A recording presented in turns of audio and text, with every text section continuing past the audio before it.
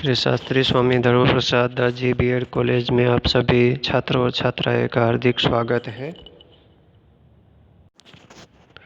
छात्र, आज हम आधुनिक हिंदी कहानी कथा सरिता में कफन मुंशी प्रेमचंद के कहानी है, इसके बारे में अभ्यास करेंगे। ध्यान से सुने। मुंशी प्रेमचंद एक झोपड़े के द्वार पर बाप और बेटा दोनों एक बुझे हुए अलाव के सामने चुपचाप बैठे हुए हैं और अंदर बेटे की जवान बीवी बुधिया प्रसव वेदना में पछाड़ खा रही थी। रह रह कर उसके मुंह से ऐसे दिल हिला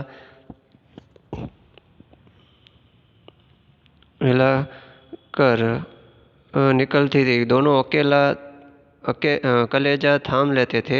जाड़ों की रात थी। प्रकृति सन्नाटे में डूबे हुए थे। सारा गांव अंधकार में लय हो गया था। इसी तरह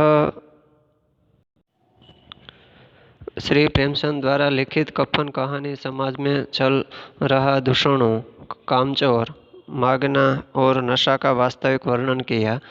घिसू और उसका पुत्र माधव दोनों ही कामचोर थे। घर में अगर मुट्ठी भर भी अनाज होता तो दोनों में से कोई भी काम न करते। जब 2-4 फाके हो जाते तब घिसू पेड़ की लकड़ियाँ तोड़ लाता और माधव बाजार से जाकर बेच आता। जब तक वे पैसे रहते वह दोनों मारे मारे फिरते थे। यदि यही दोनों का क्रम बन गया था। माधव की जवान बीवी बुधिया थी। जब से वह ब्याह कर आई थी उसने इस खानदान में व्यवस्था की नींव डाली।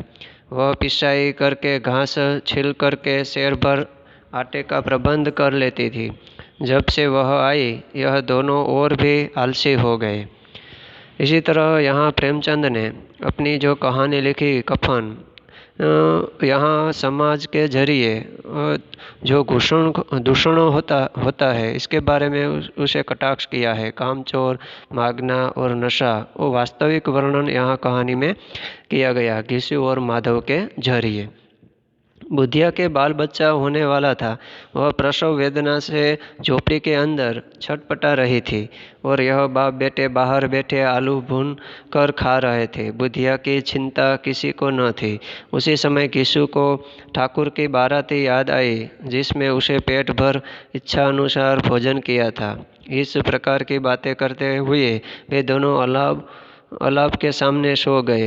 बुधिया अभी तक तराह रही थी परंतु अंदर कोई नहीं गया।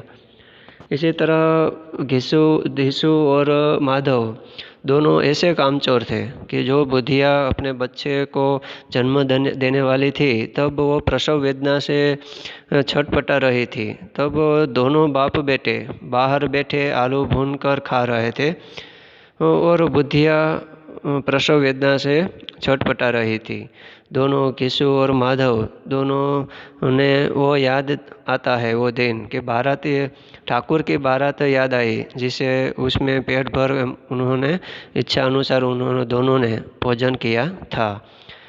तो प्रातः काल होने पर माधव झोपड़ी के अंदर गया। उसने देखा उसकी स्त्री मरी पड़ी है और उसके पेट में बच्चा मर गया था। माधव ने दौड़कर घिसू को खबर दी और दोनों रोने पीटने लगे। अब दोनों को कफन और लकड़ी की चिंता हुई। उनके पास एक भी पैसा न था। दोनों बाप बेटे रोते हुए जमींदार के पास गए।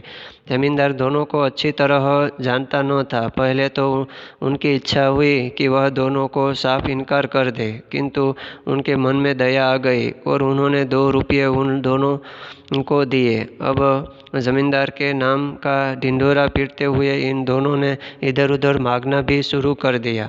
1 घंटे में घिसू के पास 5 रुपये की रकम जमा हो गई। रुपये का प्रबंध करके घिसू तथा माधव दोनों बाजार से कफन खरीदने गए। इधर लोग लकड़ी काटने लगे।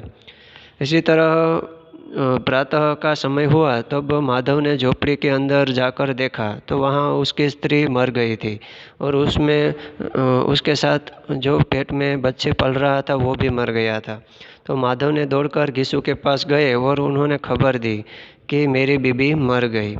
तो दोनों ने सोचा कि अब कफन का क्या होगा। तो उन्होंने कफन और लकड़ी की दोनों को चिंता हुई।